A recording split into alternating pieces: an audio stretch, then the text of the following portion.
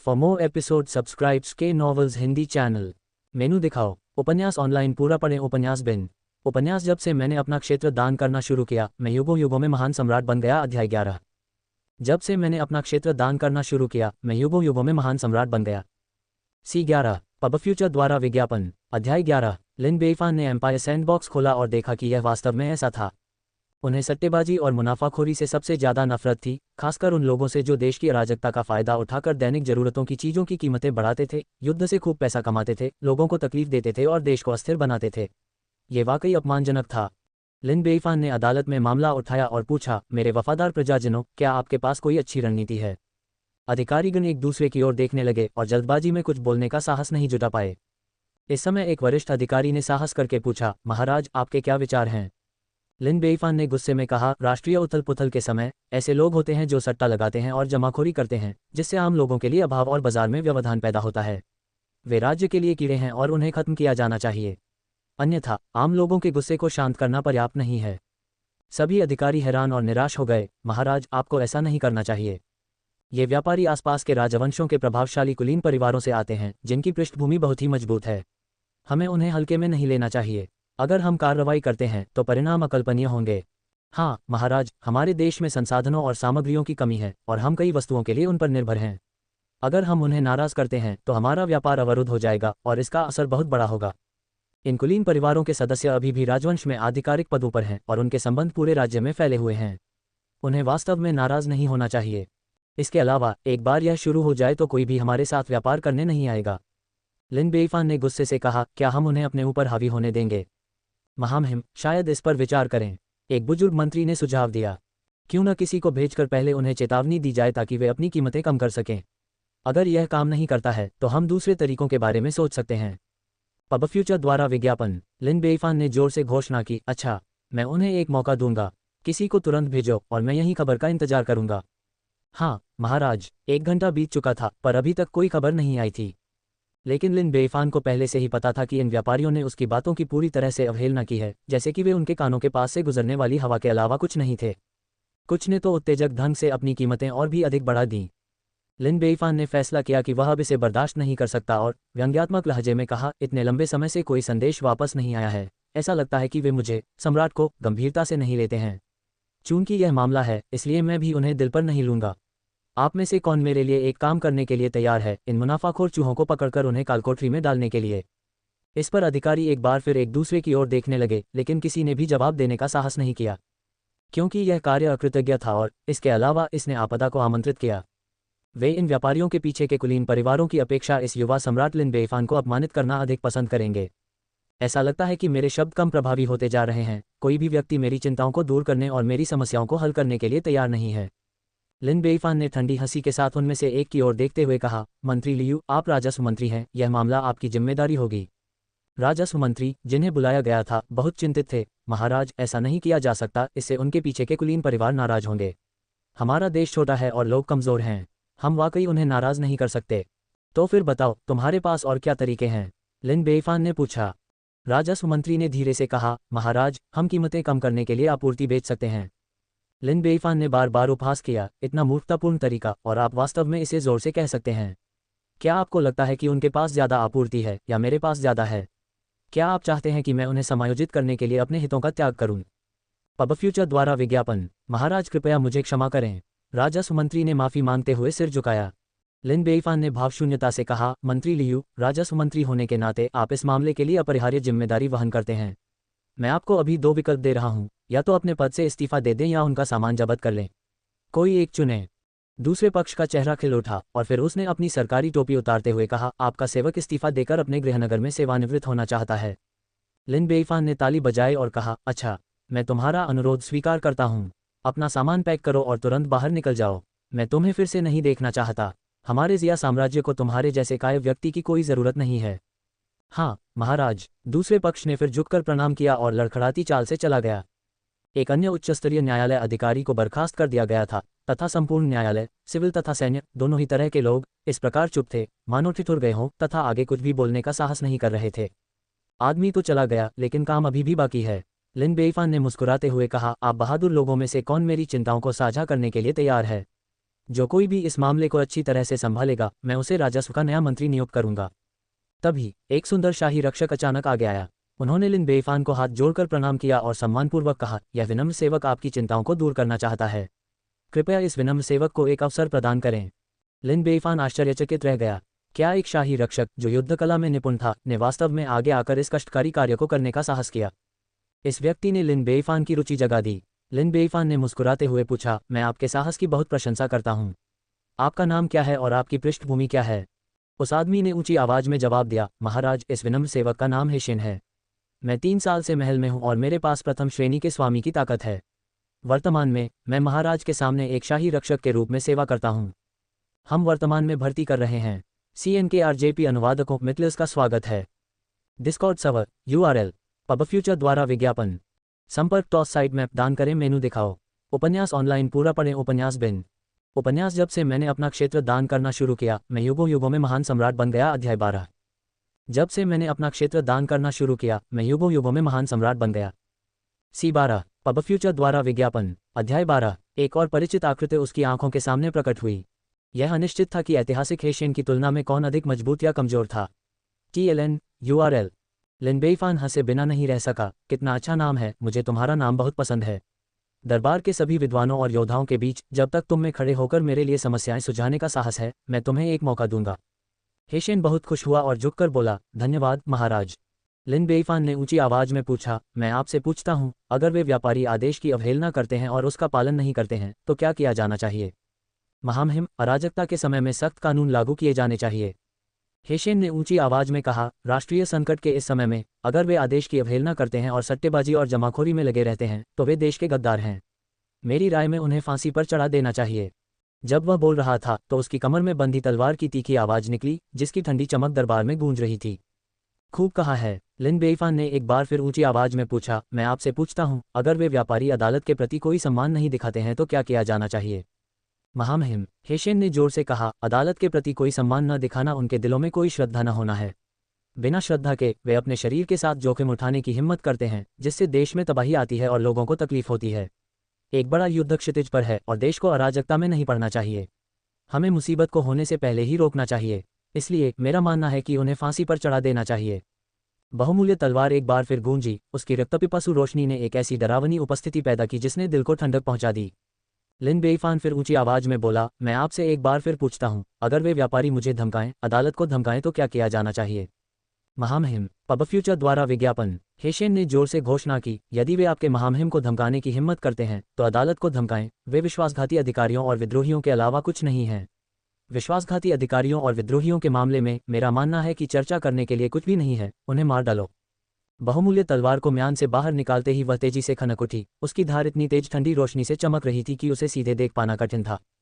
इतनी भयंकर जानलेवा आभा। लेकिन मुझे इस तरह की जानलेवा आभा पसंद है। मुझे तुम्हारे जैसे लोग पसंद हैं। लिन बेईफान ने ताली बजाई और हंसते हुए कहा, इसलिए मैं यह मामला तुम्हें सौंपता हूँ। मुझे निराश मत करो। एक बार तुम सफल हो जाओ तो राजस्व मंत्री का पद तुम्हारा होगा।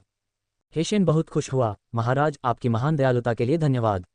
आपका सेवक आपको निराश नहीं करेगा। मैं तुम्हें शाही रक्षक दल से 100 आदमियों को चुनने की विशेष अनुमति देता हूं ताकि यह कार्य पूरा हो सके। जो कोई भी तुम्हें रोकने की हिम्मत करेगा उसे बिना किसी दया के मार दिया जाएगा।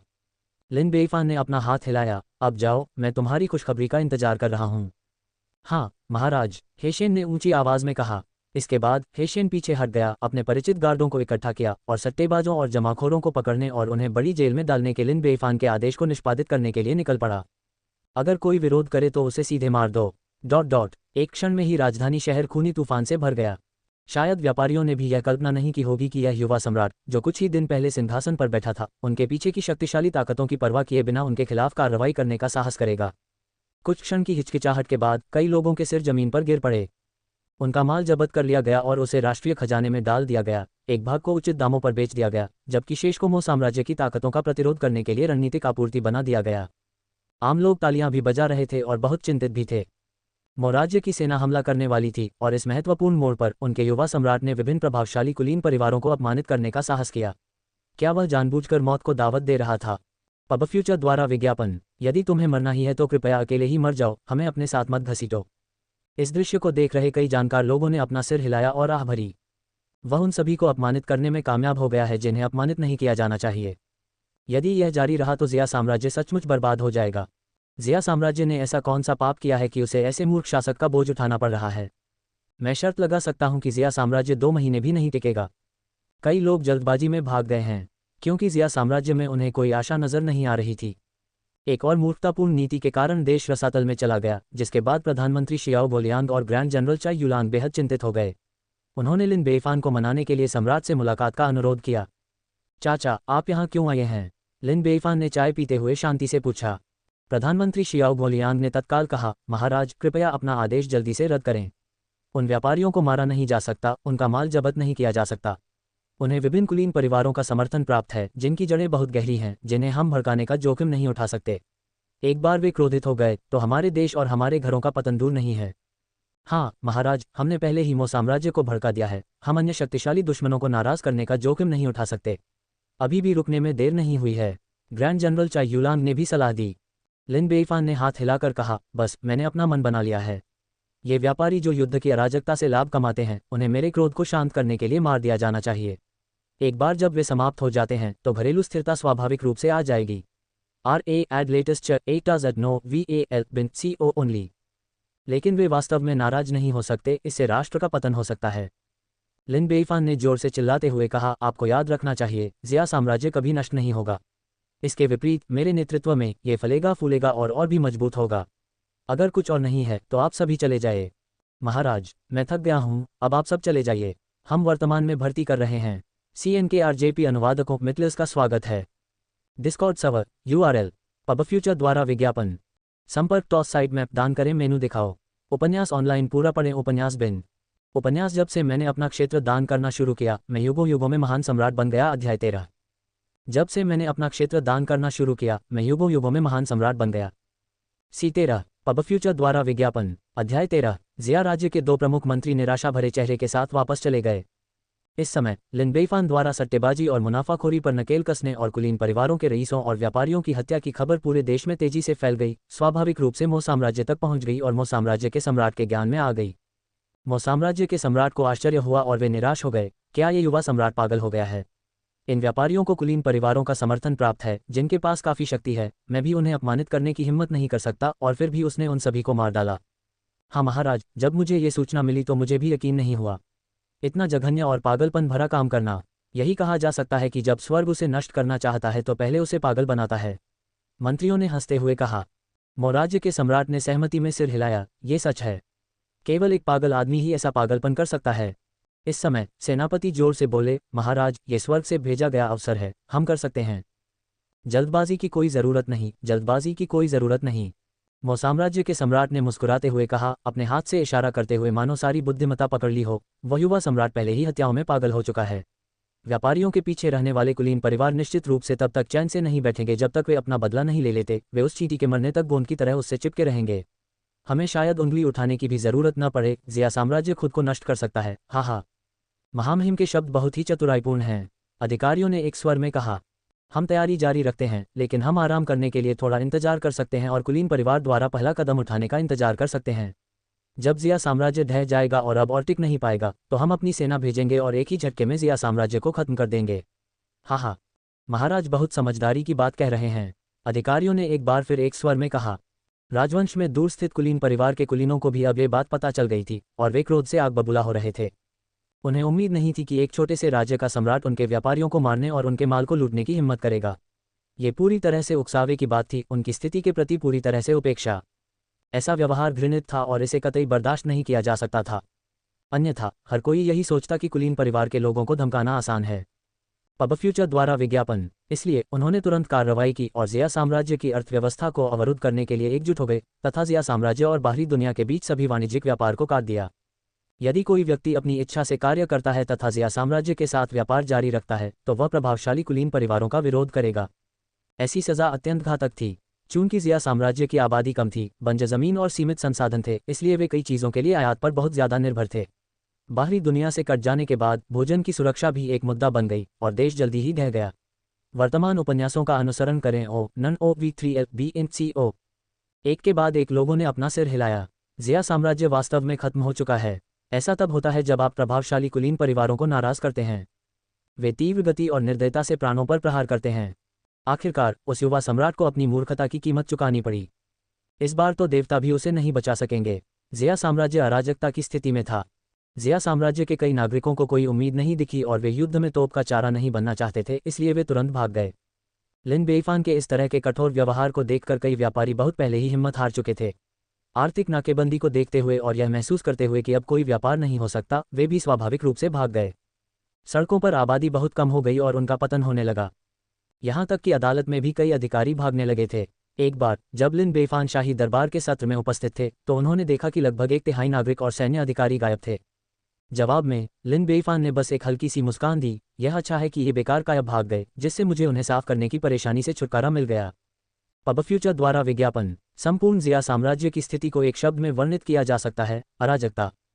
इस उथल पुथल के बीच लिन बेइफान ने विलासिता का जीवन जीना जारी रखा, अपने नए जीवनसाथी वांग जियांगजुन के साथ आनंदपूर्वक अपने दिन बिताए और एक लापरवाह जीवन जिया। पत्नी वांग जियांगजुन ने पश्चाताप से भरकर कहा, महाराज, ये सब मेरी गलती है। लिन बेइफान हैरान रह गया, तुम ऐसा क्यों कह रहे हो? वांग जियांगजुन ने आंसुओं के कगार पर कहा, मैं स्वर्ग के विनाश के कयामत के सितारे बनने के लिए किस्मत में हूँ। मेरे आने से महामहिम के लिए इतनी सारी परेशानियां और विपत्तियां आई हैं। ये सब मेरी गलती है।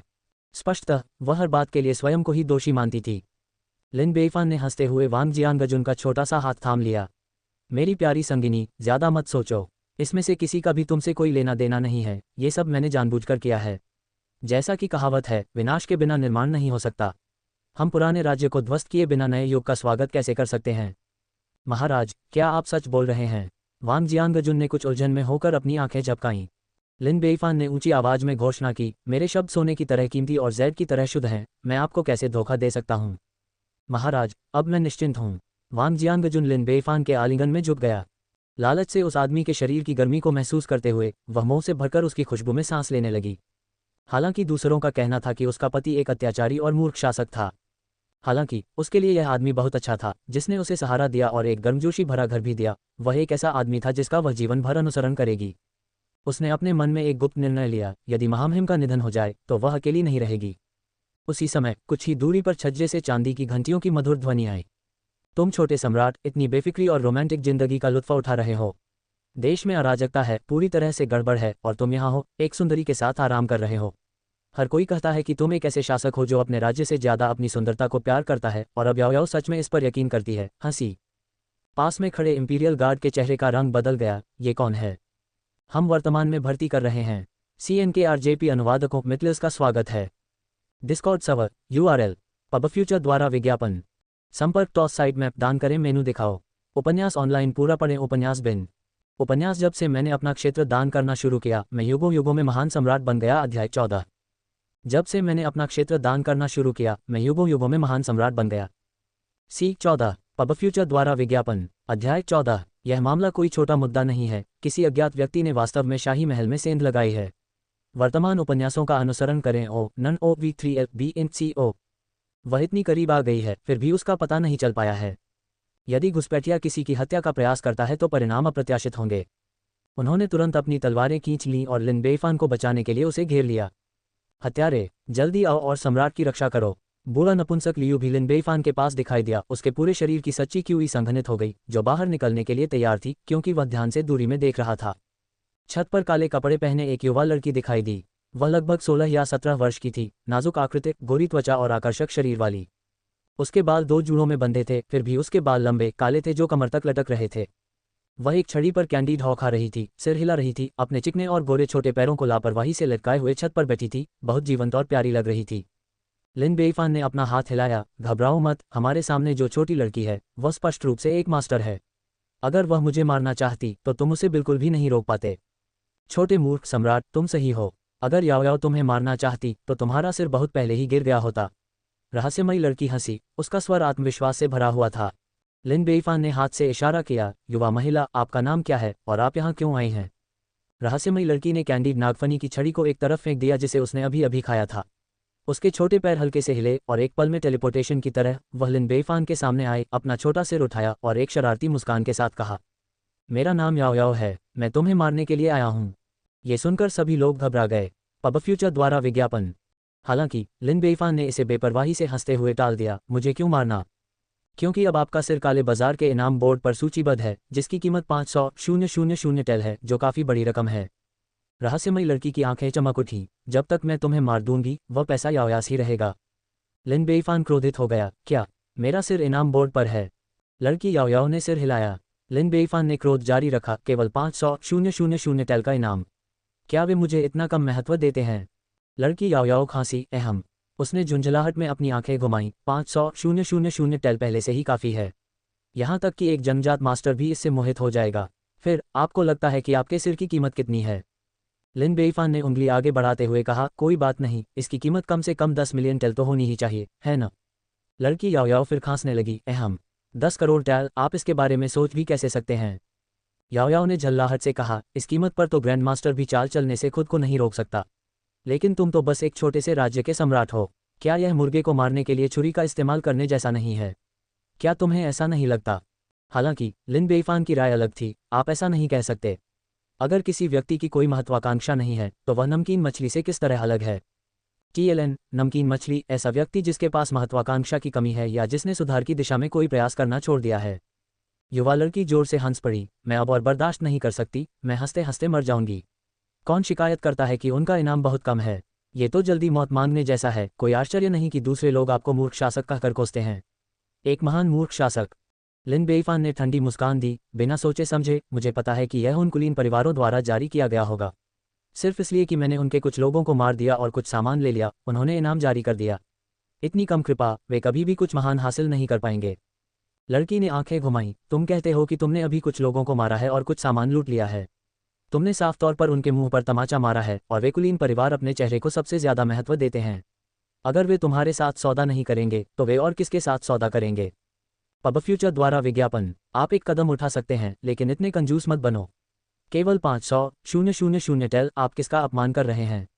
यह एक भिखारी को बर्खास्त करने के लिए भी पर्याप्त नहीं है। लिन बेईफान ने असंतुष्ट होकर शिकायत की। नहीं, मुझे इसमें और भी कुछ जोड़ना होगा।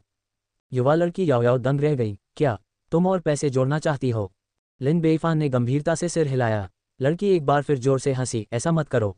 क्या तुम अपनी जान बचाने के लिए मुझे हंसी से मरवाना चाहते हो? शांत रहो, मैं अब तुम्हें नहीं मारना चाहती। तुम बहुत दिलचस्प हो, तुम्हें मारना दुख की बात होगी। लिन बेईफान ने मुस्कुराते हुए अपना सिर हिलाया। छोटी बच्ची, तुमने मेरे इरादे को गलत समझा है। मुझे मारने के लिए तुम्हें कितने पैसे मिलेंगे? इसके बजाय चलो इनाम बढ़ा दें, यहाँ और लोगों को आकर्षित करें, और फिर हम उन्हें मार सकते हैं। फिर उनका पैसा हमारी जेब में जाएगा, है ना? लड़की की आंखें आश्चर्य से फैल गईं। तो आप सुझाव दे रहे हैं? बिल्कुल, यही मेरा मतलब है। लिन बेईफान ने फुसफुसाते हुए कहा, मैं चारा बनूंगा और तुम मछुआरे बनोगे। साथ में हम मजबूत बनेंगे और अंत में हम दोनों के बीच पैसे बांट लेंगे। ये कैसा लग रहा है? याओयाओ, लड़की ने कांपते हाथों से लिन बेईफान की ओर इशारा करते हुए कहा, तुम सही कह रहे हो। फिर वे दोनों बातें करने लगे और विवरण पर चर्चा करने लगे। आसपास के सभी लोग एकदम स्तब्ध रह गए। अच्छा, वे पहले प्राणघातक दुश्मन थे, लेकिन अब वे वास्तव में सहयोग कर रहे थे, किसी और को धोखा देने के लिए एक साथ योजना बना रहे थे। विशेषकर उनके युवा सम्राट, जिन्होंने अपने जीवन पर भी इनाम रखा था। ये बहुत साहसिक कदम था, ऐसा उन्होंने पहली बार देखा था। उनकी विश्वदृष्टि एक ही क्षण में बिखर गई। इस समय लिन बेईफान ने सभी को चेतावनी देना नहीं भूला, यह एक राज्य रहस्य है, इसका खुलासा नहीं किया जाना चाहिए। समझे? सभी लोग व्यंग्यात्मक मुस्कान के साथ बोले, यदि वे बताना भी चाहें तो कोई उन पर विश्वास नहीं करेगा। हम वर्तमान में भर्ती कर रहे हैं। CNKRJP अनुवादकों मितलस का स्वागत है। Discord server URL pub future द्वारा विज्ञापन। संपर्क टॉस साइट मैप दान करें, मेनू दिखाओ। उपन्यास ऑनलाइन पूरा पढ़ें। उपन्यास बिन। उपन्यास जब से मैंने अपना क्षेत्र दान करना शुरू किया, मैं युगों युगों में महान सम्राट बन गया। अध्याय 15। जब से मैंने अपना क्षेत्र दान करना शुरू किया, मैं युगों युगों में महान सम्राट बन गया। C15 पब फ्यूचर द्वारा विज्ञापन। अध्याय 15। चर्चा के बाद युवा लड़की याओयाओ ने लिन बेईफान द्वारा प्रदान किए गए धन का उपयोग करके इनाम की राशि को बढ़ाकर 1 मिलियन टेल कर दिया। ये खबर काले बाजार में तेजी से फैल गई।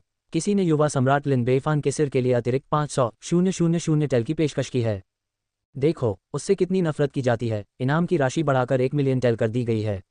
अब उसके सिर पर रखी गई कीमत कुछ इनेट मास्टर्स के बराबर है। इस युवा सम्राट के सिर पर रखा इनाम सचमुच आकर्षक है, यहाँ तक कि मुझ जैसा बूढ़ा आदमी भी प्रभावित हुए बिना नहीं रह सकता। ऐसा कहा जाता है कि युवा सम्राट की रक्षा केवल एक ही इन्नेट रक्षक द्वारा की जाती है, और पूरे राष्ट्र में केवल 2 इन्नेट हैं, दोनों ही ट्रू क्यूई स्तर पर हैं। उसे मारना बहुत आसान है। लागत लाभ अनुपात उच्च है, यह कोशिश करने लायक है। जब आप कुछ कर सकते हैं तो इसके बारे में सिर्फ क्यों सोचें? अभी कदम क्यों नहीं उठाते? इस प्रकार कई स्वामी विरोध नहीं कर सके और अपना कदम उठा लिया। लिन बेइफान ने एम्पायर सैंडबॉक्स के माध्यम से देखा कि कई स्वामी पहले से ही जिया किंगडम की राजधानी शहर में आ चुके थे और उसे युवा सम्राट को मारने और 1 मिलियन टेल का इनाम प्राप्त करने के लिए उपयुक्त क्षण की प्रतीक्षा कर रहे थे। उसके लिए ये हत्यारे मोटी मछली की तरह थे और लिन बेइफान मुस्कुराना बंद नहीं कर सका। उसकी आंखें खुशी से लगभग बंद हो गईं। याओ याओ, अब मैं तुम पर भरोसा करता हूँ। तुम्हें उन सभी को एक ही झटके में पकड़ना होगा। युवा लड़की याओ याओ ने अपनी छाती थपथपाई, बड़े आत्मविश्वास से बोली, चिंता मत करो, याओ याओ बहुत मजबूत है। चाहे कितने भी लोग आएं, मैं उन्हें यहीं रख सकती हूँ। लिन बेइफान ने बार बार सिर हिलाया, ठीक कहा, मुझे आपका आत्मविश्वास पसंद है। पब फ्यूचर द्वारा विज्ञापन, लेकिन आपको अपनी सुरक्षा भी करनी होगी। याओ याओ की खूबसूरत आंखें ऊपर की ओर देखने लगी, वे बहुत हैं और बचाव करते समय मैं अनिवार्य रूप से कुछ को चूक सकता हूँ।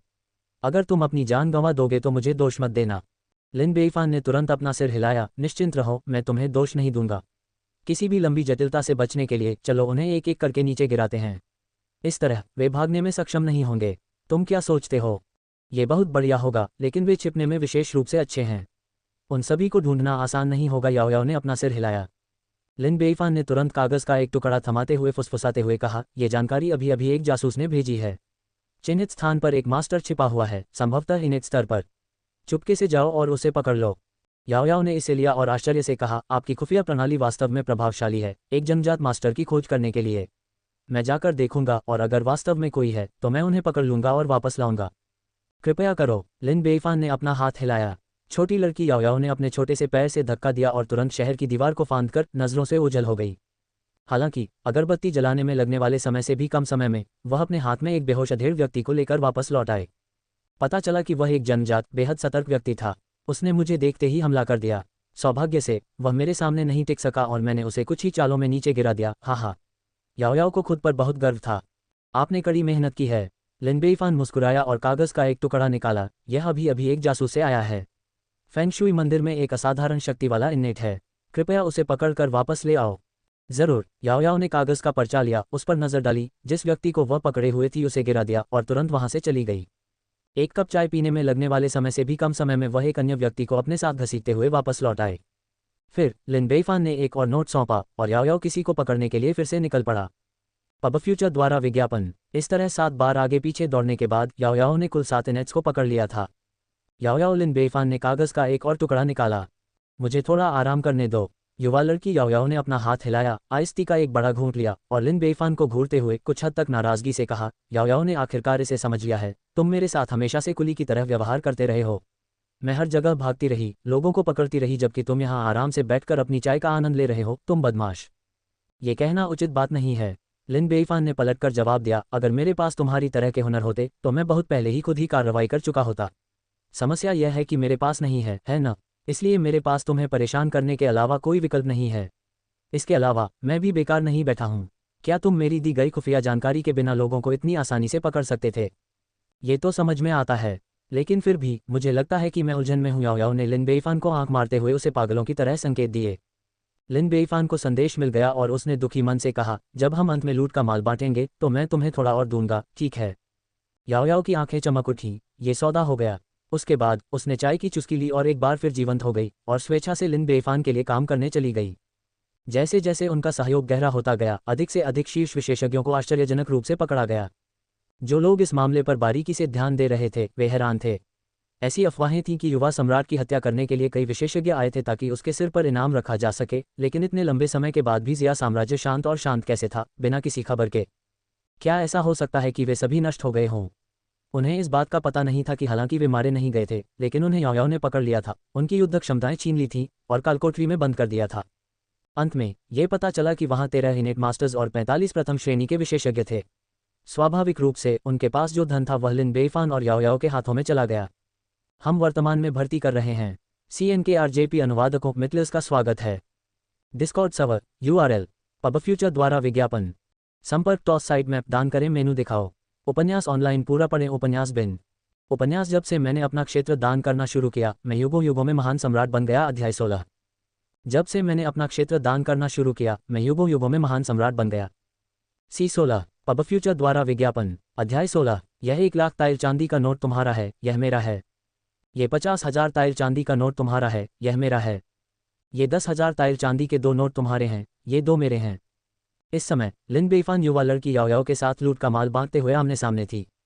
ये विशेषज्ञ जो आमतौर पर ऊंची उड़ान भरते हैं और दुनिया को अपना घर मानते हैं, मुख्य रूप से अपने साथ बैंक नोट रखते हैं जिन्हें लिन बेईफान और उनके साथी धीरे धीरे बांट रहे थे। याओ याओ ने अपने हाथों में नोटों का एक मोटा ढेर पकड़ा हुआ था और एक पैसे के लालची की तरह मुस्कुरा रही थी। बस कुछ ही दिनों में हमने 2 मिलियन से ज्यादा टेल कमा लिए हैं। हम अमीर हो गए हैं। अगर कभी ऐसा अच्छा मौका फिर मिले तो तुम मुझे मत भूलना। बेशक लिन बेईफान भी बहुत खुश था। बिना कुछ किए ही उसने 2 मिलियन से ज्यादा टेल कमा लिए थे, जो राष्ट्रीय खजाने से लगभग 1 साल की आय के बराबर था। क्या रोमांच था। उस समय याओ याओ की नज़रें लिन बेईफान के हाथों में पड़े नोटों पर लालच से पढ़ीं और उसने लालच से कहा, हमारे शुरुआती समझौते को याद रखें, काम पूरा होने के बाद आपको मुझे थोड़ा अतिरिक्त देना था। अपने वचन से पीछे मत हटो। RA add latest ch 8 at no VAL bin CO only। ठीक है, तो यह आपके लिए है, लिन बेईफान ने दिल में दर्द के साथ कहा और उसने 1000 टेल का चांदी का नोट निकाला। याओ याओ क्रोधित हो गया। और दो, सिर्फ 1000 टेल, क्या तुम मेरे साथ भिखारी जैसा व्यवहार कर रहे हो। लिन बेईफान ने फिर से दुखी होकर एक और चांदी का नोट निकाला। 5000 टेल चांदी, ये पर्याप्त होना चाहिए, है ना। ये बहुत कम है, अधिक दो, नहीं तो मैं डकैती का सहारा लूंगा। इसलिए अत्यंत दुख के साथ लिन बेईफान ने 10,000 टेल मूल्य का एक चांदी का नोट निकाला। याओ याओ ने अपनी मुट्ठियां भींचते हुए और गुस्से में कहा, मुझे शारीरिक संबंध बनाने के लिए मजबूर मत करो। पब फ्यूचर द्वारा विज्ञापन। अंत में उसने लिन बेईफान से 200,000 टेल छीन लिए। शेष 2 मिलियन टेल को पकड़ते हुए लिन बेईफान कांपते हुए बोला, और नहीं, मैं तुम्हें और नहीं दे सकता। मैंने इसे कमाने के लिए कड़ी मेहनत की है। अगर तुम्हें और चाहिए तो तुम मेरी जान ले सकते हो। ठीक है, ठीक है, मुझे बाकी नहीं चाहिए। अब खुश हो, याओ याओ ने बुदबुदाया, कंजूस। मुझे कंजूस कहकर तुम वो 200,000 टेल वापस क्यों नहीं दे देते। लिन बेईफान ने हंसते हुए मजाक किया। मुझे क्यों चाहिए, ये पैसा मैंने कड़ी मेहनत से कमाया है। सुबह जल्दी उठना और देर से सोना। एक मजदूर की मजदूरी में देरी नहीं की जा सकती। याओ याओ ने चांदी के नोटों को अपनी कमर पर रखी थैली में ठूंस लिया, फिर उत्सुकता से पूछा, हमने उन लोगों के पैसे पहले ही साफ कर दिए हैं, उन्हें जिंदा क्यों रखना है। बस उन्हें मार डालो, सब कुछ खत्म कर दो और भविष्य की परेशानियों से खुद को मुक्त करो। लिन बेईफान ने अपना सिर हिलाया, नहीं, इन सभी लोगों की पृष्ठभूमि महत्वपूर्ण है। शायद हम अभी भी उनसे कुछ खोज सकते हैं। जब मैं उनका पूरा उपयोग कर लूंगा तब मार डालूंगा। ऐसा कहकर वे दोनों एक साथ जेल की ओर चल पड़े। इस समय कालकोठरी में उन विशेषज्ञों को रखा गया था जो एक हत्या को अंजाम देने आए थे। लिन बेईफान एक जन्मजात गुरु के पास गया जो जंजीरों में जकड़ा हुआ था और कहा, उसे जगाने के लिए उस पर पानी छिड़को। हाँ महाराज। जेलर ने उस आदमी को जगाने के लिए पानी छिड़का। जैसे ही उस आदमी ने लिन बेईफान और अन्य विशेषज्ञों को वहां हिरासत में देखा, उसे तुरंत सब कुछ समझ में आ गया। वह जोर से हंसा, उसकी आवाज़ निराशा से भरी हुई थी। मैंने कभी नहीं सोचा था कि मैं, जो जीवन भर बुद्धिमान रहा हूँ, वास्तव में तुम्हारे जैसे मूर्ख छोटे सम्राट के हाथों में पड़ जाऊंगा। लिन बेईफान ने व्यंग्य किया, ऐसा तब होता है जब आप गलत काम करते रहते हैं, आप खुद ही अपना विनाश लाते हैं। मैं आपको सलाह देता हूं कि आप समझदारी से काम लें और यातना की पीड़ा से बचने के लिए कबूलनामा करें। आदमी ने नाक भान सिकोड़ते हुए कहा, चाहे आप कुछ भी कहें, मैं नहीं बोलूंगा। बेहतर होगा कि आप यह उम्मीद ही छोड़ दें। ठीक है, आप वास्तव में बोलने से इनकार करते हैं, मैं ऐसे आदमी की बहुत प्रशंसा करता हूं। लिन बेईफान ने जेल के हाथ से चमड़े का कोड़ा लिया और जोर से कोड़ा मारा, बोलोगे या नहीं, बोलोगे या नहीं, बोलोगे या नहीं। पब फ्यूचर द्वारा विज्ञापन। कोड़े की आवाज़ गूंज उठी और विशेषज्ञ को तब तक पीटा गया जब तक उसकी त्वचा फट नहीं गई और मांस फट नहीं गया।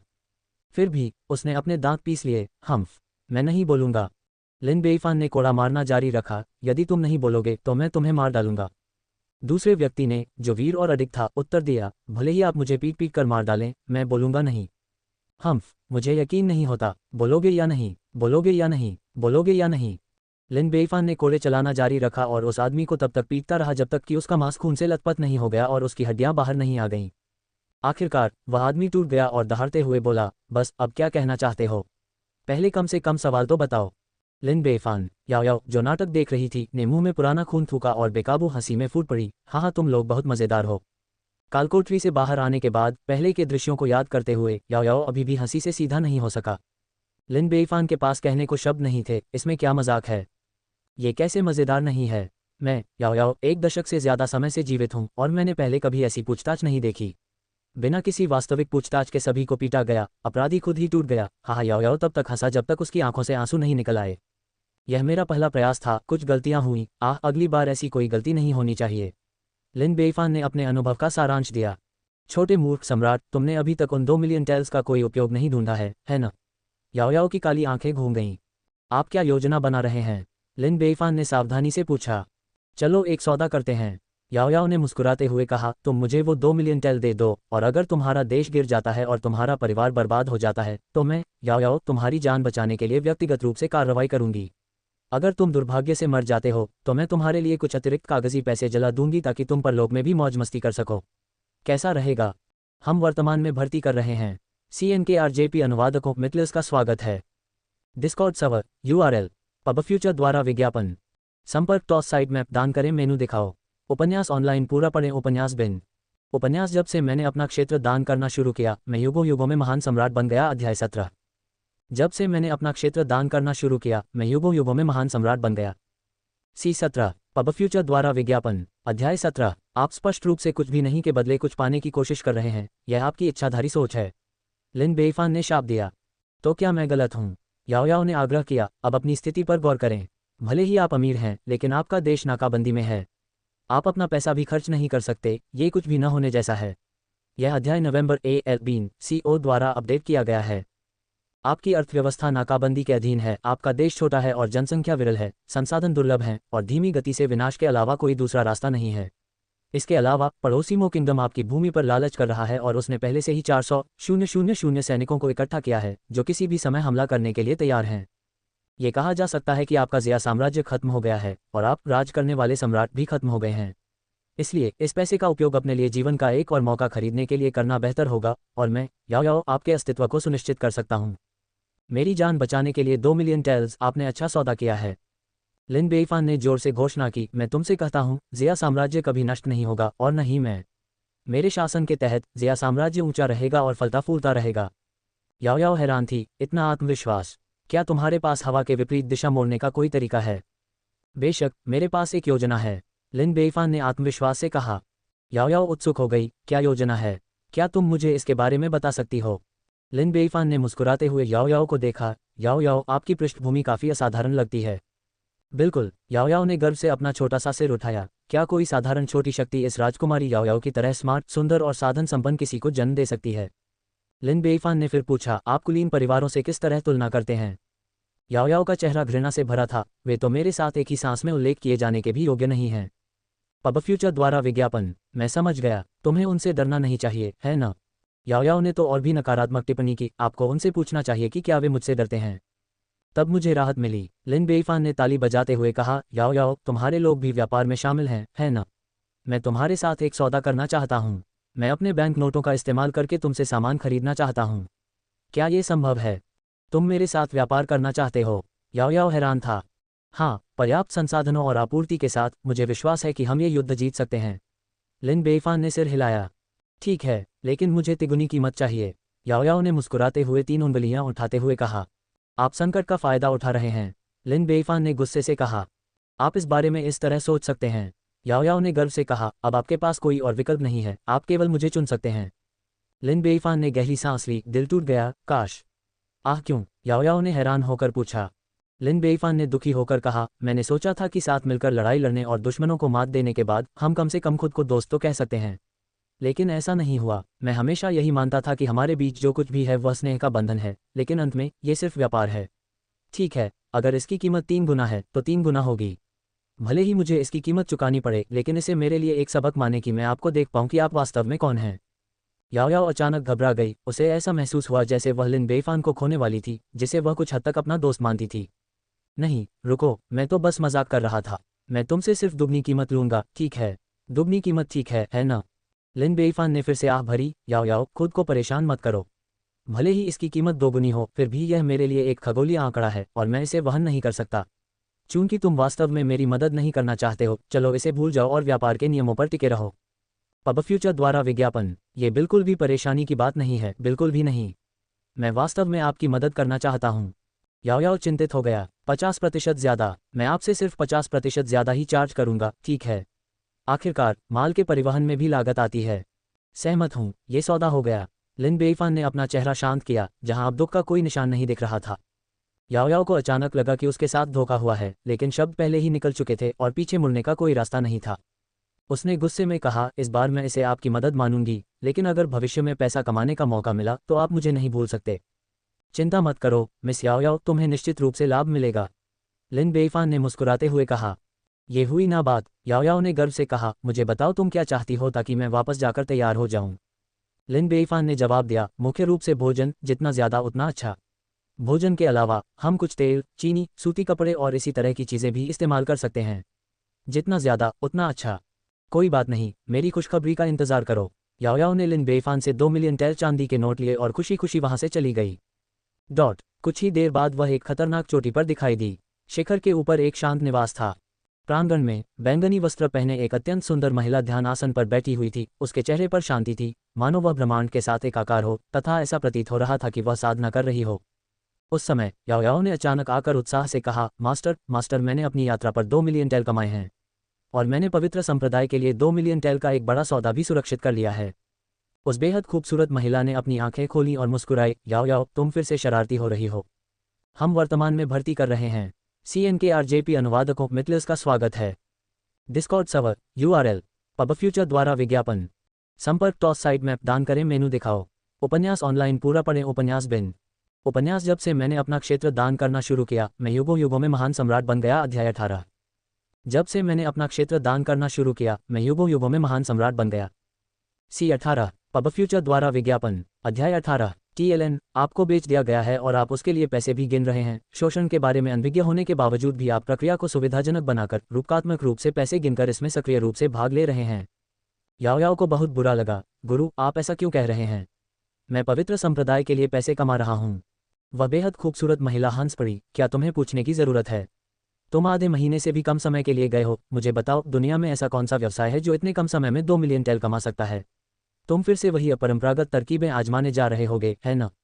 मास्टर, आपने बिल्कुल सही कहा। आप जानते हैं, पहाड़ से जाने के बाद मेरी मुलाकात एक खास दिलचस्प छोटे मूर्ख सम्राट से हुई। उसका नाम लिन बेईफान है और मैंने उससे पैसे कमाए। याओ याओ की अभिव्यक्ति बदल गई जब वह एक चंचल मुस्कान के साथ बोली। लिन बेईफान, ज़िया साम्राज्य की युवा शासक। बेहद खूबसूरत महिला हैरान रह गई। गुरुजी, आप भी उसे जानते हैं? सुंदर महिला मुस्कुराई, बेशक मुझे पता है। उसे सिंहासन पर बैठे हुए कुछ ही दिन हुए हैं और वह पहले ही कई हास्यास्पद घटनाओं को अंजाम दे चुका है। ये तो सभी जानते हैं, आपके शिक्षक के लिए यह न जानना मुश्किल होगा। गुरुजी, मैं आपको बता दूं कि वह छोटा मूर्ख सम्राट बहुत दिलचस्प है, उसके साथ रहना बहुत मज़ेदार है। याओ याओ ने पहाड़ से उतरने के बाद हुई घटनाओं के बारे में बातें की। इस प्रक्रिया के दौरान वह अत्यंत सुंदर महिला धीरे धीरे सुनती रही तथा समय समय पर अपना सिर हिलाती रही। अपनी कहानी खत्म करने के बाद याओ याओ ने 4 मिलियन टेल चांदी का एक बैंक नोट भी निकाला और गर्व से शेखी बघारते हुए कहा, वह छोटा मूर्ख सम्राट वास्तव में बहुत मूर्ख है। बस थोड़ी सी चाल से मैंने उसके हाथों से बैंक नोट ठग लिया। वह मेरा आभारी भी महसूस करता है। क्या आप इस पर विश्वास कर सकते हैं? क्या वह मूर्ख नहीं है? कोई आश्चर्य नहीं कि उसे मूर्ख सम्राट कहा जाता है। आहा। आश्चर्यजनक रूप से सुंदर महिला ने अपना सिर हिलाया और आह भरते हुए कहा, याओ याओ, वास्तव में सबसे मूर्ख तो तुम हो, जो बेचे जाने के बाद किसी और के लिए पैसे गिन रहे हो। ऐसा कैसे हो सकता है गुरु? बकवास मत करो। याओ याओ ने अपना सिर हिलाया, अपने गुरु पर विश्वास करने से इनकार कर दिया। पबफ्यूचर द्वारा विज्ञापन। तो फिर मैं आपसे पूछता हूँ, क्या आप मूलतः उसे मारने के लिए वहां गए थे? याओ याओ ने तुरंत सिर हिलाया, हाँ, लेकिन फिर मैंने पाया कि वह एक दिलचस्प व्यक्ति है और उसे मारने का मेरा दिल नहीं था। मास्टर आपसे पूछते हैं, क्या इनाम बढ़ाने का विचार उनका था? याओ याओ ने फिर सिर हिलाया, बेशक। उसने चारा का काम किया और मैं मछुआरा था। साथ मिलकर हमने दुनिया के सभी लोगों को बेवकूफ़ बनाया, 4 मिलियन से ज़्यादा टेल कमाए और फिर उसे बांट दिया। ये पहली बार है जब मैंने इतना पैसा कमाया है, मैं बहुत खुश हूँ। मास्टर आपसे एक बार फिर पूछते हैं, क्या यह उनका सुझाव था कि पैसे के बदले सामान लिया जाए? याओ याओ ने फिर सिर हिलाया, हाँ, उसे अनाज चाहिए था, इसलिए मैंने उसे बाजार दर से 50% अधिक कीमत पर बेचा और बहुत बड़ा मुनाफा कमाया। मास्टर, क्या मैं बहुत व्यवसायी नहीं हूँ? पैसे कमाने में बहुत अच्छा नहीं हूँ? उस बेहद खूबसूरत महिला ने अपना सिर हिलाया और फिर से हंसी। देखो, क्या सच तुम्हारी आंखों के सामने नहीं है? और फिर भी तुम कहती हो कि तुम सबसे मूर्ख नहीं हो। तुम पहले उसे मारने के लिए वहां गई थी, लेकिन उसकी चिकनी चुपड़ी बातों के बाद तुमने वह विचार छोड़ दिया। न केवल आपने उसे नहीं मारा, बल्कि आपने दुनिया को धोखा देने के लिए एक योजना तैयार करने में उसके साथ सहयोग किया, सभी हथियारों को पकड़ लिया। न केवल आपने उसे धन कमाने में मदद की, बल्कि आपने उस छोटे मूर्ख सम्राट को एक घातक संकट से बाहर निकालने में भी मदद की। अंत में वह इस पैसे का उपयोग, जिसे वह खर्च नहीं कर सकता, आपके साथ भोजन और आवश्यक आपूर्ति के आदान प्रदान के लिए करने की योजना बना रहा है। उस बेहद खूबसूरत महिला ने अपने हाथ फैलाए और हंसते हुए कहा, आप कह सकते हैं कि शुरू से आखिर तक उसने कुछ नहीं खोया, लेकिन आपने उसे जीवन मरण के संकट से बाहर निकाला और ज़रूरी भोजन और सामान भी दिलवाया। तो बताओ, यहाँ मूर्ख कौन है, आप या वह? याओ याओ अचंभित रह गई। आह, तो यही हुआ। घटनाओं की सावधानीपूर्वक समीक्षा करने और याद करने पर उसे एहसास हुआ कि दूसरे पक्ष ने वास्तव में एक भी बाल नहीं खोया था, जबकि वह उसके लिए हथियारों का पीछा करते हुए अथक प्रयास कर रही थी। अब वह उसे संसाधन जुटाने और खाद्यान्न की कमी के संकट को हल करने में भी मदद कर रही थी। इस पूरे समय वह ये सोचकर खुश थी कि उसे बेहतर सौदा मिल गया है, लेकिन बाद में उसे पता चला कि वह वास्तव में मूर्ख थी। शुरू से लेकर अंत तक वह उसके द्वारा इस्तेमाल की गई थी और फिर भी वह इस बात से बेहद खुश थी। पब फ्यूचर द्वारा विज्ञापन। शायद वह छोटा मूर्ख सम्राट उसकी पीठ पीछे उस पर हंस रहा था। इस उम्र तक आते आते उसे कभी भी इतना बड़ा नुकसान नहीं हुआ। याओ याओ इतनी क्रोधित हुई कि उसका छोटा सा चेहरा चमकीला लाल हो गया और उसने अपने दांत पीसते हुए कहा, लानत है। बिना किसी हिचकिचाहट के वह पलटी और भाग गई। उस अत्यंत सुंदर महिला ने पुकारा, याओ याओ तुम कहाँ जा रही हो? मास्टर, मैं उससे हिसाब बराबर करने जा रहा हूँ, मैं जल्दी ही वापस आ जाऊँगा। याओ याओ ने बिना पीछे देखे कहा। याओ याओ अभी मत जाओ, पहले अपने मालिक की बात सुनो। अनिच्छा से याओ याओ वापस आया। मास्टर, यह क्या है? उस बेहद खूबसूरत महिला ने मुस्कुराते हुए याओ याओ के छोटे से सिर को सहलाया और कहा, वास्तव में जब आप इसके बारे में सोचते हैं तो आप बिल्कुल भी नहीं खोते हैं। देखो, इस यात्रा पर आपने क्या कमाया है, 2 मिलियन टेल चांदी, और आपने हमारे पवित्र संप्रदाय के लिए 2 मिलियन टेल का सौदा भी सुरक्षित कर लिया है, जिससे हमें बहुत पैसा मिल रहा है। लेकिन मैं अंदर से बहुत परेशान हूँ, जैसे उसने मेरा इस्तेमाल किया है और मैं उससे बदला लेना चाहती हूँ। याओ याओ ने गुस्से में कहा। सुंदर महिला ने अपना सिर हिलाया, इससे कोई फर्क नहीं पड़ता कि आपका इस्तेमाल किया गया है या नहीं, नदियाँ और झीलें ऐसी ही हैं। जब तक ये हमें लाभ पहुंचाती है, एक बार इस्तेमाल होने में क्या बुराई है? चेहरा एक छोटी सी बात है, लाभ ही मायने रखता है। तो याओ याओ, आपको उसे दोष नहीं देना चाहिए, आपको वास्तव में उसका धन्यवाद करना चाहिए, समझे? TLN, नदियाँ और झीलें इक्वल्स मार्शल दुनिया। मैं समझ गया गुरुजी, मैं निश्चित रूप से उनका उचित धन्यवाद करूंगा। याओ याओ ने दांत पीसते हुए कहा। उस बेहद खूबसूरत महिला ने आह भरी। उसके युवा शिष्य ने स्पष्ट रूप से उसकी बातों को दिल पर नहीं लिया था और मामले को जाने नहीं दिया था, लेकिन उसने इसे रहने दिया। जब तक इससे कोई बड़ी परेशानी नहीं हुई तब तक सब ठीक था। याओ याओ, अफवाहों के अनुसार वह एक मूर्ख सम्राट है जिसने अक्षमता और अत्याचार के कई कार्य किए हैं, लेकिन अब ऐसा लगता है कि वह बिल्कुल भी मूर्ख नहीं है, बल्कि बेहद चतुर है। तेजस्वी महिला ने सोच विचार कर कहा, हम वर्तमान में भर्ती कर रहे हैं। CNKRJP अनुवादकों मिथलिस का स्वागत है। Discord server URL pub future द्वारा विज्ञापन। संपर्क टॉस साइड मैप दान करें, मेनू दिखाओ। उपन्यास ऑनलाइन पूरा पढ़ें। उपन्यास बिन। उपन्यास जब से मैंने अपना क्षेत्र दान करना शुरू किया, मैं युगों युगों में महान सम्राट बन गया। अध्याय 19। जब से मैंने अपना क्षेत्र दान करना शुरू किया, मैं युगों युगों में महान सम्राट बन गया। C19 पब फ्यूचर द्वारा विज्ञापन। अध्याय 19। मास्टर जी, वह कितना चतुर है। वह अभी सिंहासन पर बैठा है, उसका पद अभी सुरक्षित नहीं है और एक स्त्री के लिए उसने अपने राज्य का एक हिस्सा दे दिया है। इसके बाद उसने बेतहाशा युद्ध छेड़ दिया, वो साम्राज्य पर आक्रमण कर दिया, और यह सब उसने अपने क्षेत्र का विस्तार करने के रोमांच और उसके आनंद के लिए किया। और फिर उसने सभी घरेलू व्यापारियों को मरवा दिया और प्रभावशाली परिवारों को मौत के घाट उतार दिया। वह अक्सर महत्वपूर्ण दरबारी अधिकारियों को बर्खास्त कर देता है, जिससे राज्य दरबार पूरी तरह से अव्यवस्थित हो जाता है। याओ याओ ने ऐसा मूर्ख सम्राट कभी नहीं देखा है। उसकी सभी छोटी छोटी चतुर चालें मुझ पर ही प्रयोग की जाती हैं, ये कष्टप्रद है। याओ याओ ने गुस्से में लिन बेईफान की गलतियां गिनाईं। याओ याओ, किसी व्यक्ति का मूल्यांकन केवल उसके दिखावे से नहीं किया जा सकता, उसके वास्तविक स्वरूप पर भी विचार किया जाना चाहिए। हालांकि तुम्हारा शिक्षक होने के बावजूद मैं ऐसे सम्राट को नहीं समझ सकता जो इतना लापरवाही से व्यवहार करता है। उस अत्यंत सुंदर महिला ने सिरदर्द के साथ कहा, हम यही करेंगे, आप उसके साथ सहयोग करते हुए उसका निरीक्षण भी करते रहें। क्या मुझे अभी भी उसके साथ काम करना होगा? काश मैं उसे अभी मार पाती। याओ याओ ने अपनी छोटी मुट्ठियां हिलाते हुए कहा। वह अत्यंत सुंदर महिला चिढ़ाते हुए मुस्कुराई, क्या तुम सचमुच उससे अलग होना सहन कर सकती हो? इसमें क्या सहन करना है? हर कोई कहता है कि मैं एक राक्षसी हूं जो बिना पलक झपकाए मार देती हूं। याओ याओ ने अपना छोटा सा सिर नीचे कर लिया, उसकी अभिव्यक्ति निराशा की थी। वह खूबसूरत महिला मन ही मन मुस्कुराए। उसे इस तरह देखकर यह स्पष्ट था कि वह वास्तव में अनिच्छुक थी। ये युवा लड़की पवित्र संप्रदाय के महान उद्देश्य के लिए, अपनी निर्मम हत्याओं के लिए कुख्यात हो गई थी। जो भी उससे मिलता था उससे डरती थी और इस पूरे समय में वह दोस्तविहीन रही थी। उसका जीवन वाकई बहुत कठिन था। याओ याओ, आपके गुरु ने आपसे केवल पवित्र संप्रदाय के लिए यह पूछा है। पब फ्यूचर द्वारा विज्ञापन। उस सुंदर महिला ने याओ याओ के छोटे से सिर को सहलाते हुए दिल से ईमानदारी से कहा, आप जानते हैं कि हमारे पवित्र संप्रदाय को किस तरह की मुश्किलों का सामना करना पड़ रहा है। ताओवादी और बौद्ध संप्रदायों द्वारा लगातार निशाना बनाया जा रहा है, जिससे हमारे लिए आगे बढ़ना बेहद मुश्किल हो गया है। हमें एक अच्छा सहयोगी खोजना होगा। लिन बेईफान, ये युवा सम्राट अन्य सम्राटों से काफ़ी अलग है और वह हमारे पवित्र संप्रदाय को स्वीकार कर सकता है। आपको उसे करीब से देखना चाहिए, उसके गुणों और क्षमताओं का आकलन करना चाहिए, ये देखने के लिए कि क्या वह हमारे लिए उपयोगी हो सकता है। यदि यह काम करता है याओ याओ, तो आपने एक महान योगदान दिया होगा। याओ याओ सीढ़ियों से नीचे उतरते हुए जिद करते हुए बोला, ठीक है, चूंकि यह गुरु का अनुरोध है, इसलिए याओ याओ अपवाद बनाकर उसकी मदद करेगी। मैं ये पवित्र संप्रदाय की भलाई के लिए कर रहा हूँ, निश्चित रूप से उसके लिए नहीं। हाँ हाँ हाँ, आगे बढ़ो, मैं तुम्हारी खुशखबरी का इंतजार करूंगा। याओ याओ उत्साह से पहाड़ से नीचे भागी और अपने संप्रदाय की सेनाओं को लिन बेईफान के लिए आवश्यक भोजन और आपूर्ति पहुंचाने के लिए प्रेरित किया।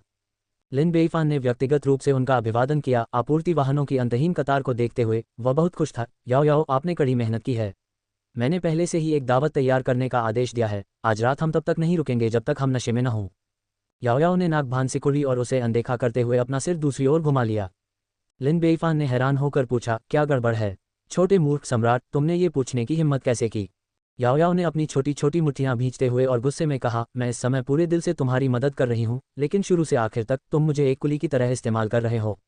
दुश्मनों को मारने में मेरी मदद करने के लिए, पैसे कमाने में मेरी मदद करने के लिए, यहाँ तक कि सामान लाने ले जाने के लिए भी मेरा इस्तेमाल कर रहे हो।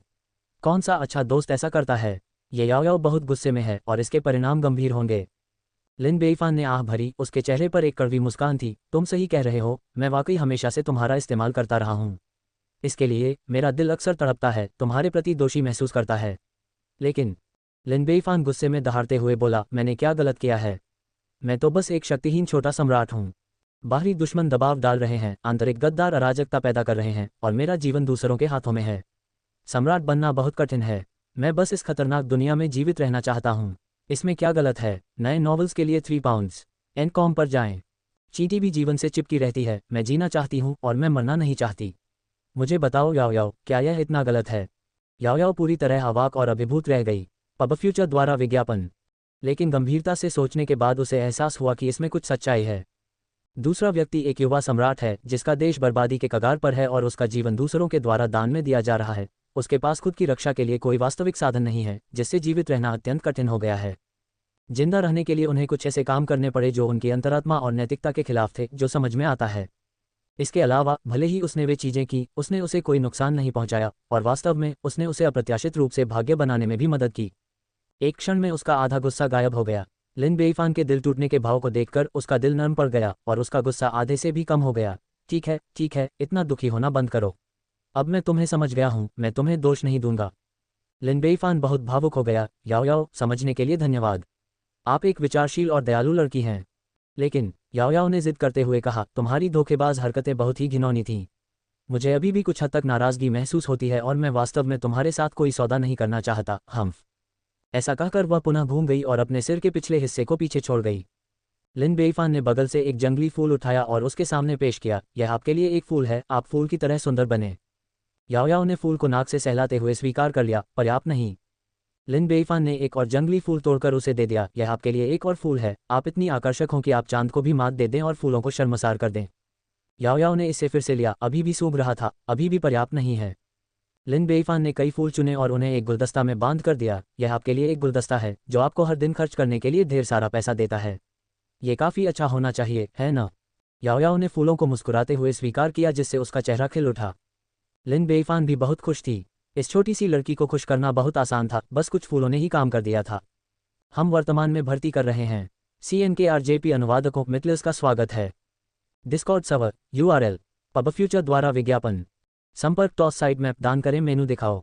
उपन्यास ऑनलाइन पूरा पढ़ें। उपन्यास बिन उपन्यास जब से मैंने अपना क्षेत्र दान करना शुरू किया, मैं युगों युगों में महान सम्राट बन गया। अध्याय 20। जब से मैंने अपना क्षेत्र दान करना शुरू किया, मैं युगों युगों में महान सम्राट बन गया। C20 पब फ्यूचर द्वारा विज्ञापन। अध्याय 20। राजधानी शहर में आपूर्ति का एक के बाद एक भार ले जाते देख याओ याओ ने उत्सुकता से पूछा, इन चीज़ों से तुम युद्ध जीत पाओगे? बस अनजाने में मोकिंगडम को फायदा मत पहुंचाना। लिन बेईफान ने आह भरते हुए कहा, यह इतना आसान नहीं है। लेकिन हम केवल अपना सर्वश्रेष्ठ कर सकते हैं और बाकी को भाग्य पर छोड़ सकते हैं। आखिरकार ये सब कुछ न होने से बेहतर है। ये सच है। याओ याओ ने सिर हिलाया। लिन बेईफान को चुटकी ली और चिढ़कर बोली, तुम क्या कर रहे हो? बिना किसी कारण के मोकिंगडम के साथ परेशानी खड़ी कर रहे हो। अब अपने आप को देखो, तुम वास्तव में हमारे अपने देश को बर्बाद कर रहे हो। लिन बेईफान ने फिर से गहरी आह भरी, अपने चेहरे को गहरे अफसोस से ढकते हुए। मुझे इसका अफसोस है। एक बार मेरे सामने एक अनमोल अवसर था जिसे मैंने संजोकर नहीं रखा। इसे खोने के बाद ही मुझे अपने पछतावे की हद का एहसास हुआ। इस दुनिया में इससे ज़्यादा दर्दनाक कुछ नहीं है। अगर स्वर्ग मुझे ये सब फिर से करने का मौका दे सकता तो मैं निश्चित रूप से ऐसा करूँगा। निश्चित रूप से क्या? याओ याओ ने उत्सुकता से पूछा। निश्चित रूप से मैं स्वयं इस अभियान का नेतृत्व करूंगा, उन्हें अच्छी तरह पीटूंगा और उन्हें दिखाऊंगा कि फूल इतने लाल क्यों हैं। लिन बेइफान की आंखें दृढ़ निश्चय से चमक उठी। क्या ये वह अवसर नहीं है जिसका मैं इंतजार कर रहा था? मैं भाग्य का पुत्र हूँ, स्वर्गीय पिता का प्रिय बच्चा। हा हा। तुम मूर्ख सम्राट, तुम कभी नहीं सीखते, है ना? याओयाओ ने तुम्हें सही सही पहचान लिया है, याओयाओ ने गुस्से से आग बबूला होते हुए कहा। इस बीच मोकिंगडम की राजधानी में मो साम्राज्य के सम्राट को आश्चर्य हुआ। क्या उस युवा सम्राट ने कुलीन परिवारों की नाकाबंदी तोड़कर बाहर से रसद प्राप्त कर ली है? हाँ महाराज, एक अनुभवी मंत्री ने ऊंची आवाज में कहा। ज़िया साम्राज्य में छिपे जासूसों के अनुसार ज़िया साम्राज्य में बड़ी मात्रा में आपूर्ति पहुंचाई गई है और ज़िया साम्राज्य के सम्राट ने व्यक्तिगत रूप से इस कारवां का स्वागत किया है। मो साम्राज्य के सम्राट ने अपनी भौहें सिकोड़ ली। उनकी पृष्ठभूमि किस प्रकार की है कि वे कुलीन परिवारों को अपमानित करने से नहीं डरते? महामहिम, यह अज्ञात है। हमारे अधीनस्थों की रिपोर्ट के अनुसार जासूस को कारवां के लोगों ने ठीक उसी समय खोज लिया था जब वह निकट आने वाला था और वह कभी वापस नहीं लौटा। इसके अलावा ज़िया साम्राज्य में छिपे हमारे सभी जासूस एक के बाद एक गायब हो गए हैं और हमारा संपर्क पूरी तरह से टूट गया है। मो राज्य के सम्राट के दिल में एक बुरा पूर्वाभास उमड़ आया और वह इधर उधर घूमने लगा। पब फ्यूचर द्वारा विज्ञापन। अंत में उसने अपना मन बना लिया। पहले से ही एक अप्रत्याशित घटना घट चुकी है और ज़िया साम्राज्य को विदेशी सहायता मिलनी चाहिए। हम जितनी देर करेंगे ये हमारे लिए उतना ही नुकसानदेह होगा। इसलिए हमें अब और देरी नहीं करनी चाहिए। हमें तुरंत युद्ध करना चाहिए और सीधे दिल पर वार करना चाहिए। हाँ महाराज, अधिकारियों ने एक स्वर में उत्तर दिया। इस प्रकार मो साम्राज्य ने अपनी सैन्य तैयारियां तेज कर दी और सीमा पर तनाव विशेष रूप से स्पष्ट हो गया तथा युद्ध का खतरा भी मंडराने लगा। ज़िया साम्राज्य को इस घटनाक्रम की खबर तुरंत मिल गई। दरबार में लिन बेइफान ने जोर से घोषणा की, दोनों देशों के बीच एक बड़ा युद्ध अपरिहार्य है। मोकिंगडम पूरी तरह से तैयार है और हमारे देश के लिए एक बड़ा खतरा है। इसलिए मैंने व्यक्तिगत रूप से इस लड़ाई का नेतृत्व करने का फैसला किया है। नागरिक और सैन्य अधिकारियों की पूरी सभा हैरान थी। क्या उनका युवा और अयोग्य सम्राट वास्तव में लड़ने के लिए अग्रिम मोर्चे पर जा रहा था? उनके दिल में इस युवा सम्राट के प्रति सम्मान की भावना पैदा हो गई। यद्यपि उनके शासन कौशल में कमी थी, फिर भी उनका साहस सराहनीय था। वे काय नहीं थे, मृत्यु से डरते नहीं थे, उनमें कुछ साहस था। महामहिम बुद्धिमान हैं, सिविल और सैन्य अधिकारियों ने एक स्वर में कहा। तुरंत कार्रवाई करते हुए लिन बेइफान ने पूरी सेना को संगठित करने और मनोबल बढ़ाने के लिए शपथ ग्रहण समारोह का आयोजन किया। हम अपनी मातृभूमि की रक्षा के लिए इस मिशन पर निकले हैं। हमारे आगे क्रूर मो साम्राज्य है और हमारे पीछे हमारी पत्नियां, बच्चे और बुजुर्ग हैं। हमें शिकारियों को भगाने और अपने परिवारों, अपने देश और अपने घरों की रक्षा करने के लिए हथियार उठाने चाहिए और अपनी पूरी ताकत से लड़ना चाहिए। आप सभी निडर योद्धा हैं। लिन बेइफान के वाकपटु और प्रेरक भाषण के प्रभाव में सैनिकों का मनोबल अंततः बढ़ गया। उस समय लिन बेइफान ने दो परिचित आकृतियों को देखा और आश्चर्यचकित हुआ। अंकल, आप यहाँ क्या लेकर आए हैं? ये दो व्यक्ति कोई और नहीं बल्कि अपदस्थ प्रधानमंत्री शियाओ गोलियांग और ग्रैंड जनरल चाई युलांग थे, जो कवच पहने हुए सिर ऊंचा करके आगे बढ़ रहे थे। झुककर उन्होंने एक स्वर में कहा, महाराज कृपया हमें सेना के साथ जाने, अपने घर और देश की रक्षा करने तथा दुर्जय शत्रु के विरुद्ध एक साथ खड़े होने की अनुमति दीजिए। पब फ्यूचर द्वारा विज्ञापन। लिन बेइफान ने हिचकिचाते हुए कहा, लेकिन मेरे चाचा, आप दोनों बुजुर्ग हैं। दोनों पुरुषों ने एक बार फिर एक स्वर में बोलते हुए अपने स्वर में दृढ़ता दिखाई। कहा, जीवन में हम ज़िया साम्राज्य के अधीन हैं, मृत्यु में हम ज़िया साम्राज्य के भूत बन जाएंगे। अपने देश और महाराज के लिए खून पसीना बहाना हमारा कर्तव्य है। यदि महाराज सहमत नहीं होते हैं तो हम यहीं अपना सिर काटकर मर जाएंगे। वर्तमान उपन्यासों का अनुसरण करें। None OV3FBNCO।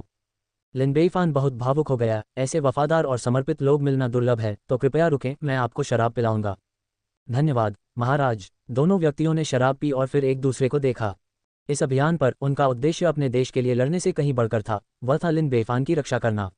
महत्वपूर्ण क्षणों में राष्ट्र का पतन हो सकता था, लेकिन उन्हें हर कीमत पर अपने बड़े भाई की एकमात्र वंशावली को बचाना था।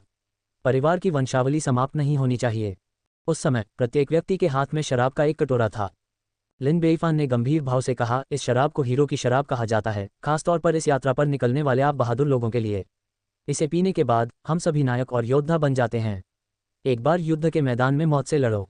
लड़ाई। सभी ने शराब पी और फिर अपने कटोरे जमीन पर जोर जोर से पटकने लगे। इस समय उनका मनोबल चरम पर था। लिन बेइफान ने अपना हाथ उठाया और चिल्लाया, हम अब मार्च करते हैं और हम विजयी हुए बिना वापस नहीं लौटेंगे। हम आगे बढ़ रहे हैं और विजयी हुए बिना वापस नहीं लौटेंगे। पूरी सेना ने एक स्वर में कहा, फिर एक शक्तिशाली अजगर की तरह आगे बढ़ गए, भव्य और अजेय। उस समय लिन बेइफान वापस आया और बोला, रुको, हम किसी को भूल गए हैं। सेनापतियों ने हैरान होकर चारों ओर देखा और कहा, महाराज सभी लोग यहाँ हैं। हम किसको भूल गए हैं? लिन बेइफान ने कहा, महिलाएं आधा आकाश संभालती हैं। जाओ और मेरी प्यारी संगिनी को बुलाओ, हम साथ मिलकर युद्ध में जाएंगे। हर कोई दंग रह गया। धत्तेरी की, हम युद्ध पर जाने वाले हैं और आपको अभी भी अपने आप को लाड़ प्यार करना याद है, इस बात पर जोर देते हुए कि यात्रा में हमारे साथ एक सुंदरता हो। जो मनोबल इतनी मेहनत से बनाया गया था वह आपके शब्दों से चकनाचूर हो गया है। एक कुत्ता अपनी गंदगी खाने की आदत नहीं बदल सकता, वह वास्तव में मूर्ख सम्राट है। हम वर्तमान में भर्ती कर रहे हैं। CNKRJP अनुवादकों मित्लर्स का स्वागत है। Discord server URL pub future द्वारा विज्ञापन संपर्क टॉस साइट मैप दान करें।